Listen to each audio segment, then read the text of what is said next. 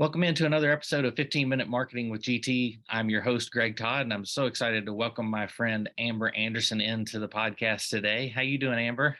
I'm good. Hello. Thanks for having me. Yeah, so glad to have you. So for those who may not recognize your name, tell everybody on the podcast who you are, what you do, and a brief summary of kind of how you got to where you are now. Yeah, of course. Amber Anderson, I'm in Austin, Texas, and I'm a former wedding planner. I was doing that for about 10 years, and now I've transitioned my career into education and business consulting for the wedding industry under Refine for wedding planners. The short and sweet of that, my business coach was the founder of Refine. And as she started to move into another area of hospitality, sold Refine to me. And so I was doing education and planning for, I think that overlapped for about 2 years. And then I got thrown off a horse. I ride horses. I got thrown off and had a pretty severe concussion. And, I talked about selling my planning business for a while. And then, I'm like, no, walk it back. And my husband always jokes like, "Ha, whatever, I'll believe it when I see it." So when I got the concussion and said, "I think I'm done," he was like, he did not believe me, and I did it, and he was like, "Oh, okay." So that was just kind of, I think that I asked that question a lot too. How do you know when it's time to sell? And it's like you think you know until you really you just know. Yeah. It hit me. So then I've been doing education, just primarily education for now, and have kept my foot in the door of the industry with, networking events. And today I just spent an hour and a half with a planner here in Austin, and everyone on my team is required to be doing weddings and whatnot. So we stay into the conversation. So how do they stay involved in the weddings? Is that through your former wedding planning company, or how? Yeah, Okay. we've maintained those relationships, and that was part of, I did self-finance. So for 3 years of that, there were some, contractual um, clauses in there that, kept that door open. And, this, but for your listeners, I actually had planned to stay on doing weddings myself. I just didn't want to I didn't want to be responsible for it. I didn't want to Right. be the owner anymore. And, but then when COVID hit, I didn't want to pull revenue from the rest of the team because I had another revenue stream and they did not. That was not a planned change I wanted to stay doing weddings. And then after some time off, I realized, oh, you know what?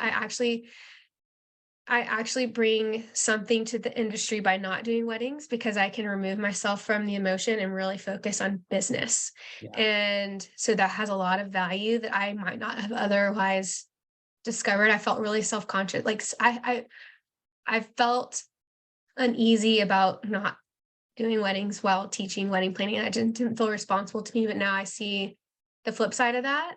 And so to answer your question, anyone that holds like a key position on our team or anyone that does any kind of product development on our team is doing weddings and is required to do a minimum of at least 5 weddings. So like Haley, that's full time for me. She doesn't have time to do 10, 20 weddings anymore. So she has to do at least 5. And then my contractors, they're doing all kinds of stuff, but anyone that touches our products is involved in that. And then, yeah, like I said, I try to just engage in as many conversations as I can to keep my ear to the ground. Yeah. And it seems like you've got a really good core community. And I Oh think yeah. I think that you could keep your finger on the pulse even through the people that are in. 100%. Yeah. And in different markets too. But Austin is a really unique, very elevated market in the sense that it's very tight knit, and we've got our issues, right? Like we can be catty just like anyone else, but we worked really hard a long time ago to, that community over competition. We really took that to heart, and we have an open and honest and transparent community here. And so I value that. But as I've coached in other markets, I really see the difference. And, but I'm also now, because I don't have anything to gain or lose here, I can talk to both sides. I can talk to anyone and get what I need out of it. Right. Like Right. everyone just is, they just talk. I can ask a question and they're actually honest with me about it. So there's some value there because I know I'm You're not not in a it for the competitor business. and I'm not Yeah. like, and so, and then especially with like couples or clients, like I always tell this story. I was at church and this woman, her son was getting married and she was like, wedding industry and sticker shock and you thieves. And I was able to just kind of walk her through it a little bit with just from a business perspective. And so I now I can also speak to it in that way. Yeah. I can educate, the outside forces here and I can also get a lot of their insight. I can study their thoughts and their perspectives and bring it back to the industry. That's great. Yeah. And I think that's where my wife Cece has a little bit of a similar situation with CC School, being able to get perspectives from other markets Mhm. helps Yeah, it's not cool. not only helps her coach, but it helps her with the business being able to say, well, other people are Mhm. experiencing this or they're not experiencing it. So this Yeah, is unique to our market or it's not yeah, unique. And yeah, that gives a unique perspective on how to handle different things as well. it does. Well, and two, another thing that I had miscalculated when that original disappointment of not still being in weddings and thinking that that was required of me to maintain to for relevance. Another area of maintaining relevance is like you just said, like if I'm digging deep into someone's business or if I'm mentoring or coaching someone in Seattle and then in Atlanta and then here in Texas, like I'm piecing together a smorgasbord of like, this is what works and this is what doesn't Right. work. Like I can try things in my own business and have my 4 or 5 wedding planner, colleagues that are really open with me. But if I'm talking to hundreds of planners, that's a lot of data to pull from out of my brain, you Hmm. know? Yeah. So, um, and I think that it's really unique to talk to a planner in Atlanta and say, "Hey, I heard this in Seattle. This is working really well in Seattle. If you want to differentiate yourself in Atlanta, try it because Yeah. no one's doing it." Yeah. You know? That's good perspective. Yeah. That helps. Yeah. So let's shift a little bit. Obviously, the podcast is revolves mostly around marketing, and it's Right. about 60% of my audience is wedding related people. So Okay. you're hitting the target audience. The other 40% are small business owners or some kind of creative entrepreneurs that are outside of the wedding world. So Right. we're really speaking to most people on the podcast are people who either can't afford a large marketing agency or maybe can't outsource anything or feel like they can't outsource anything at all. I try to change that perspective and that narrative, obviously, Right. with what I do for my day job. But we're really talking to people about things that they can do on their own or they have somebody on their team that they can implement. So, Right. from that perspective, what do you do? Is refine an open membership year round, or do you have certain open periods where you launch and open it up? Yeah. What's the model? So there's two sides of Refine. There's I have a free community for all that's exclusive to wedding planners. I do create content for wedding pros in general and try to keep my newsletter to where it's helpful to pros as a whole, but as well as wedding planners. But so that's a open all the time. And then I have my membership that used to be launch based, but then I have moved to an evergreen model where people can come anytime. And so I was just spending so much time on these launches and then like the collaborations among other pros to do that. It was just kind of this big energy and time. And Yep. it was something that didn't work well for me in the way that I approach. It didn't feel organic to me. And I think that's important in business and in marketing that, you know, you can learn all of these things from all of these amazing, successful books and educators and business people. And it statistically is like the right thing to do. But if it doesn't work for you and how you work and Yeah. operate, or the way your brain thinks, or the way your audience, like your ideal clients, I just was finding that my audience was not responding to it. Because they're attracted to me and the way I think, Yeah. they felt like that was just like hokey and like, why are you emailing me twice a day for 5 days? And like, because the books say to. I mean, it works. But then when I stopped doing that and I just started like leaning into like, you're smarter than that, and like telling them that, it just kind of took off. Like, hey, look, you're smarter than the 10 emails you're gonna get this week. Like, let's cut to the chase. Here's the point. You're in Yeah. or you're out. Yeah. Hurts me, doesn't hurt me, whatever. Like, take it or leave it. And so just having that like authentic approach with people. So I think copywriting is really important and just knowing your audience. And then for me, just knowing what I'm willing to do and what's sustainable Yeah. with that. So yeah, I've got the membership. And I have one that's open for all wedding pros as well. But I I enjoy that. And another reason I went evergreen with that is because, Netflix at a $15 price point is not going to just be open quarterly, right? Right.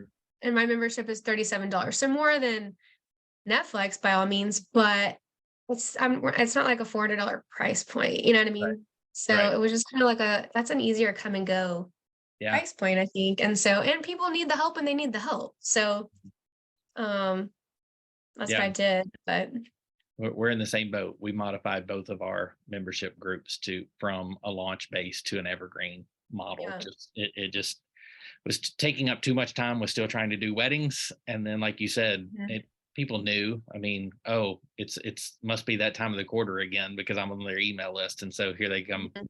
bombarding me Yeah. with And I would ideas. much rather my emails that I send out to be helpful because I have a really good open rate. And I think that's because, I definitely go through seasons where like for a month at a time, it's just marketing stuff and like affiliate links and things like that. But like I try really hard to provide something helpful in my email so that someone wants to open it and Right. knows that, if I don't open this, I'm going to lose out on a really cool tip here.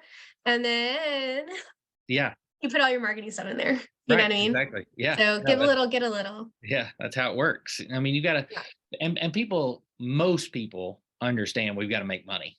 I mean, we're in business too. So Right.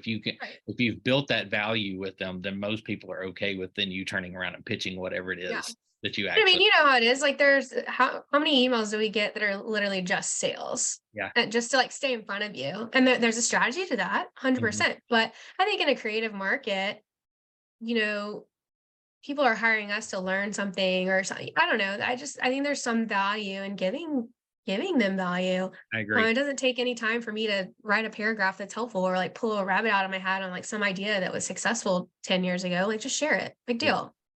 Yeah. And it will help long term, like you said, to get those open rates. Because the people that I know are just salesy, I either unsubscribe or Mhm. even worse, I don't unsubscribe, but I send them to a folder that automatically it never hits my inbox, Yeah. which hurts them and like that's an unopened for them and I never see Yeah. it. And I delete that random folder every so often when Yeah. Gmail says you've got too much Yeah. data. So Yeah. in the end, I think that spam process doesn't work long term. For the Yeah. few people that it does get to book, I think it turns Yeah. 7 people off. So It does. And I think that, we get creative with our subject lines. I find it to just tell people what the email's about. Like it's yeah, a subject line. right. And occasionally I'll use one that's like relevant, but also like is headline strategy, and there's value to that too. But I think sometimes people just want to know what they're opening and like are willing to open it if they know Right. it's going to be about something that they've been waiting for or whatever. And if I have some creative, kitschy clickbait, they might miss out on this announcement that they've actually been waiting for. Right. Yeah. So That's just very good. experimenting. There's experimenting to be had there. And that's what I do with my social media too. My marketing is very organic and very um uh you know trying to encourage and inspire others to share and trying to create that one reel that'll get spread a little Yeah. further and that sort of thing. I don't spend a lot of money on I don't advertise a lot. We're gonna start moving into that a little bit more this year. So let you know how it goes. But no, it's pretty organic and it's pretty just I focus on the copy itself and um a good mix and balance of cut right through them, say what needs to be said, it's gonna hurt. It's a pill to swallow. And then, follow up with like something really empathetic and providing context and um, this is real and we can validate it and just a good balance of truth and empathy. Yeah. And I think people respond to it. Yeah. I think you do such a good job of that. Like I've seen you a couple of times in person on stage. And so I'm sure in your groups, you're very similar. And so I think what is so good about your communication style is that you're okay with telling somebody something that they need to hear, but also following that up with, okay, now you've heard the truth. Maybe that hurt a little, but let's make a game plan. Like you don't, Yeah. I mean, so much so that you created an entire conference confident, situation where people can stay after a conference is over to make implementation Yeah. processes. Yeah. And I think that's very unique. That's very unique, something you and Renee have done. So talk a little bit Yeah. about that for the people in the audience who don't know, just kind of how that came That about. is. Yeah, what it is. Yeah, so we were just we are conference goers. I calculated at the end of the last year I spent 72 hours in continued education for myself last year. And so I'm a big believer in it myself. And so but I find that like when I was going to conferences or I was, doing a day of learning here or there or whatever, great, I've got this massive notebook and then it just sits on my desk, right? But Yeah, how awesome would it be to then meet with a mentor or a coach and actually do the work or it's not necessarily realistic to always do the work right then and there, but I can certainly have someone help me put the plan together yeah, so that doing the work is realistic. And so Renee Dallo, for those of you listening, you can check her out. She's one of my business partners, and we've actually created an LLC out of this. And we're talking about community of competition. We are direct competitors, but we have created this business together where following currently wedding MBA, and we want to scale it at some point. We have a workshop day, and it's open to 20 attendees, and so that'll change over time. But that come and first off, we meet on Monday before the conference starts, so everyone like goes into it with a buddy or whatever, and so they attend the conference together. They take notes, they Voxer back and forth, they have access to us, and then on Thursday after the conference, we get together and we map out the strategy, we do some mindset work, and we teach on how to actually go about the notebook. And beforehand we teach them how to take notes because we've all went through school, right? We've all taken notes forever. But did anyone actually ever teach us productive note taking? I never took a class on that, no, right?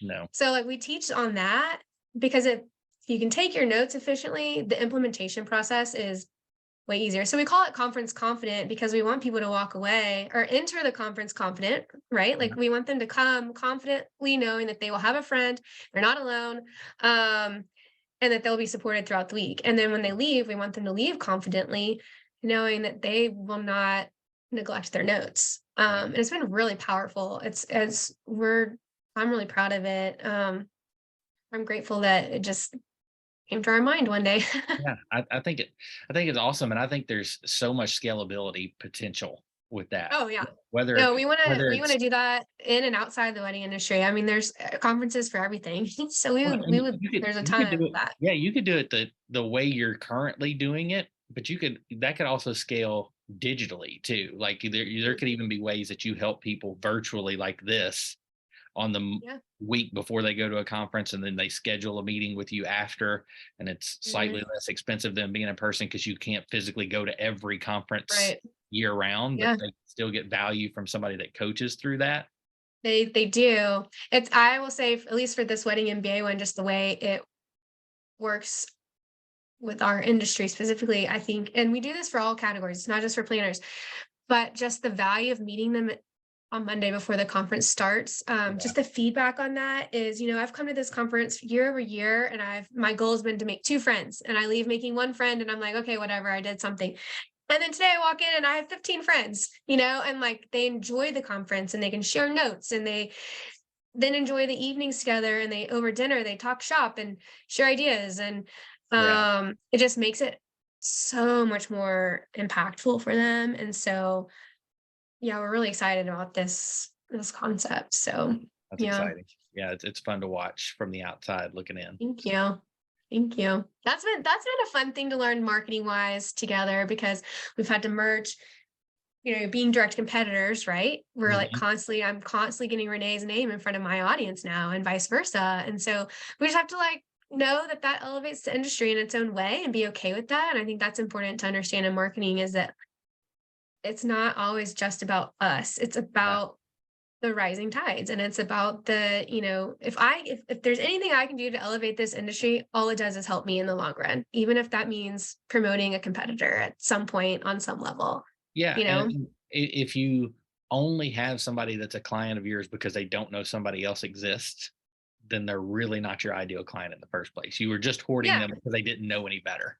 No, totally. And I think that also there's also something to be said for like when you cross promote, like that's name dropping, right? And I Right. like, I know Renee, you can Right. trust me and vice versa, you Mhm. know? And Yeah. so there's just a lot that I think people get twisted and they're like, there's just a mindset block there. Yeah. It's like, oh, I can't do that. And it's like, actually, it works. It really works. Yeah. And I think that mindset is starting to shift some, especially with the educators in the industry, because you're seeing so many of these summits and different thing where you're Hmm. pulling all these names together for, this great value. This would cost you Hmm. thousands of dollars if it was separate, but Yeah. bringing you together and you get it for 99 bucks or whatever. Yeah. So I think that mindset is shifting, but I also see you can tell who's really embraced it by how much they give on those things, like what the topic is, how good their workbook is, that kind Yeah. of thing, versus the people that just said yes because they wanted to get their name on that email list. Yeah. I mean, yes and no. I mean, I think too, like, with their fine, I'm having to dial some of that back a little bit because there are so many of them. And, I'm so honored to be invited into that space. But then I looked up it was 2021. I looked up at the end of the year and I was like, have I promoted any of my own stuff this Right. year? Like, Yeah. oh my It's gosh. hard. So there's a balance. And so last year I had to start saying no to some things too. And that was hard because then I'm like, well, then I'm not going to be as present. Is that an issue? So that's like a whole marketing conundrum It is. because you want to be cross promoted, but you also want to make sure you're taking care of yourself. And um, yeah, yeah, Yeah. And it's I tricky. think that that's a fine balance too. When you're doing like a membership group, you've got to take care of the people who are already members. And Mhm. if you don't leave yourself time to nurture the people in your own community, then in the end, you're just going to always need to be promoting because you're going to lose so many. The churn's going to be so large Yeah, that you're going to have to always be getting new people. And that's yeah, not what I want to do. Like yeah. I don't want to lose 30 to replace 31. No, totally. And I mean, right now, I think we're gonna just throw spaghetti on the wall and see what sticks, kind of post-COVID world. Yeah. So I'll give credit to that. But Mhm. we're having to try a lot, and we are losing 30 to gain 31, and constantly promoting and just trying to figure out what works. And so say yes to this, say no to that. It's like I don't. So eventually, we'll start to have historical data we can rely on again.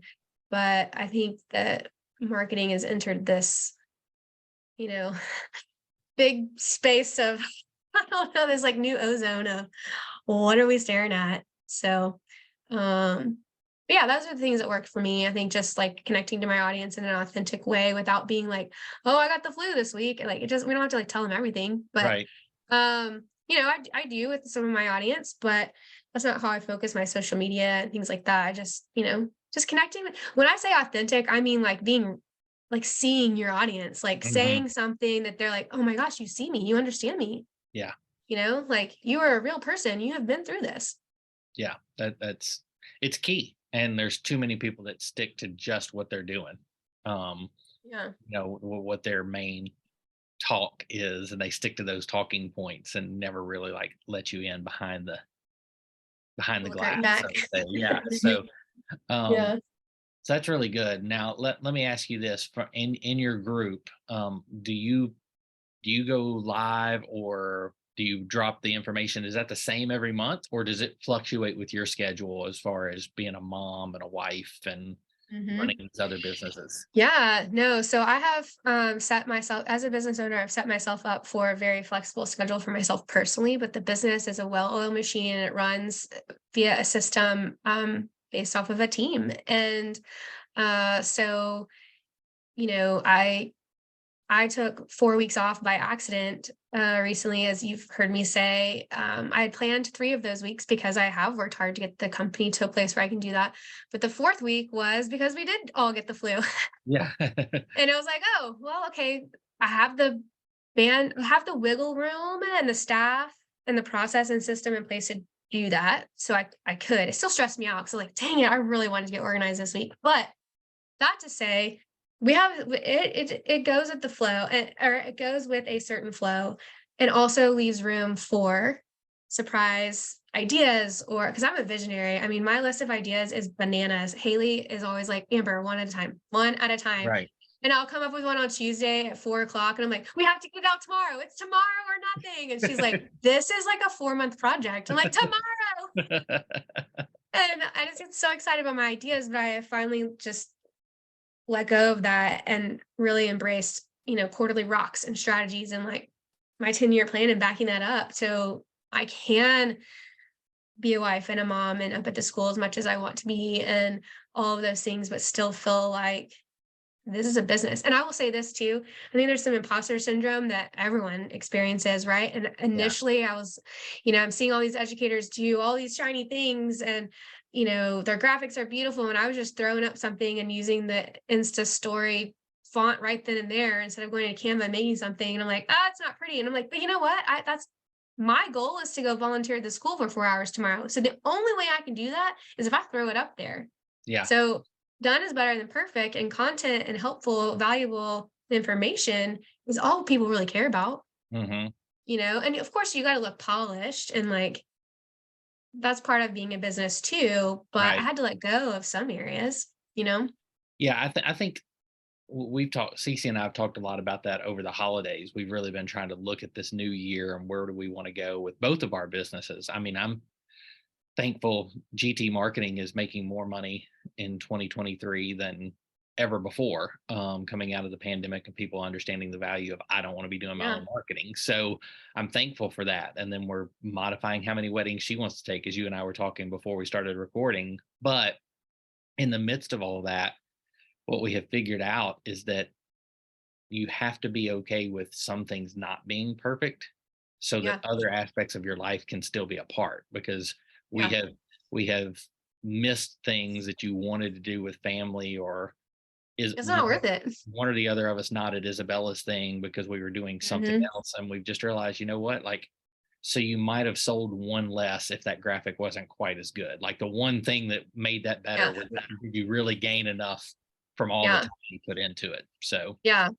And I think, I'm not here to say like, oh, well, if they didn't book me, then they're not my ideal client. Cause that is an excuse people use that needs to be squashed. Like, there's truth to it, but we lean on it as a yeah. crutch, I think Hmm. sometimes. But like overall, if I'm polished and I am clear on my goals and I know that I don't have to have the perfect graphic like every single other person at all times, and just know that that still meets my needs and my financial goals and lifestyle balance and all of that, then I can be okay with that and know that like that person really, if they're not, if it has to be totally polished all the time, then like, they really aren't, because I teach that, Right. and so they're not going to want to be taught that. You Hmm. know what I mean? And Yeah. so I had to like really learn that about myself. And but to your point about like people understanding marketing more, like the value of it, last April I outsourced my social media completely because I liked it. I was good at it. When I had the time to really do it, I like it and I'm really good at it and I enjoy it. But I didn't have time to be consistent enough with it. And um what I've learned with that is like letting go and like trusting her to do her job well. Like she does it. She's just picked up on my voice. And like when people micromanage marketing and social media and like copy stuff, like it's not good. Yeah. And you've got to let go of that stuff. Like, yeah, you can do these things. You can do these things, but like, should you? Just Right. because you can doesn't mean you should. Hmm. And when I learned that, that was really helpful. And it created a consistency in our strategy that has allowed me to take that 4 weeks off, Right. And, I checked in, I kept the boat moving, but I've got a team that I know is going to get it right. And I can come in, and even if they don't do it the way I would, who cares? They obviously thought it was great, so someone else will.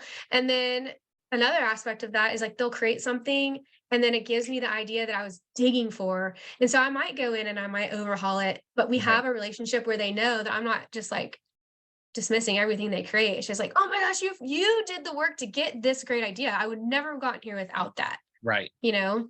Yeah. I think So that's so valuable, because there's too many people that try to control everything, and then in the yeah, I end can't. you're hamstringing yourself, because like you said, you're Yeah. looking for that one idea and you don't have time to find that idea because you're not letting anybody else do their job. Yes, and I've had that in the back of my mind to say this whole time is that, like, the more I have freed myself up as a CEO, the more I can come up with that $1,000,000 idea or whatever you wanna call it, because that 4 weeks, I spent it reading books and, for pleasure and, like, losing brain cells so that I could just be like, "Ah, ta-da!" Because like, when you're stressed and you're in it and you're working in the business, you don't have time to think of that stuff, and it's Right. when you're out and about and being inspired, and I have to teach my team that, like, "Hey, I'm not taking time off to be lazy, I'm not, like," but also, like, I've worked my ass off for a decade plus to get here, Mhm. like, I'm also 40 years old and I, like, kinda earned that. It's Right. like, I put in the time, let's be honest, but also, like, I'm taking the day off to walk around the park for the business, Mhm. you know, Yeah. to be clear-minded, and Yeah, I what I'll think bring to that the table communication goes a tomorrow. long way. Yeah, what I'll bring to the table tomorrow after that walk is way more valuable than if I were to work today and tomorrow.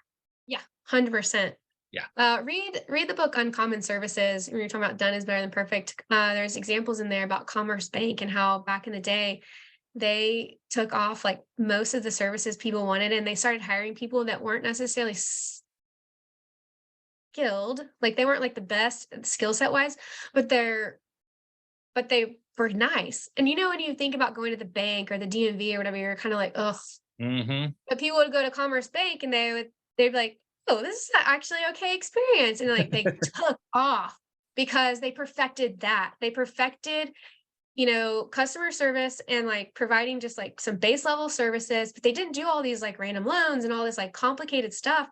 And so they sacrificed that where like in banking at the time, like that was where the money is. Mhm. But like but they grew so much off of just letting that go and letting the Yeah, idea of having to do it all and the perfectionism and all of that. They're like, just focus on 3 of the 5 things, you that's know? true. Yeah, that's really good.